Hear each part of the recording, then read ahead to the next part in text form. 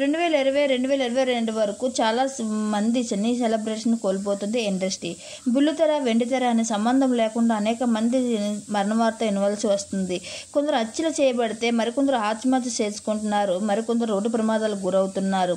ఇక డిప్రెషన్లో చాలా మంది సెలబ్రిటీలు మరణిస్తున్నారు. అయితే ఇక తాజాగా మరొక నటి మరణించింది. ఆత్మహత్య చేసుకొని తనకు తానే శిక్షించుకొని మరణించింది. కన్ను మూసింది.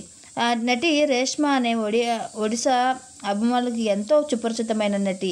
రేష్మ తన చక్కని నటనతో ఎంతో మంది అభిమానాలను సంపాదించుకుంది. బుల్లితెర పైన అలాగే ఒడిశాలో సినిమాల్లో నటించి తన నటనతో ఎంతో గుర్తింపు అందుకుంది ఆ అమ్మాయి. పెళ్లి అయ్యిందని అంటూ తన బాయ్ ఫ్రెండ్ ఇంట్లోనే ఉంటూ తన జీవితం కొనసాగించింది.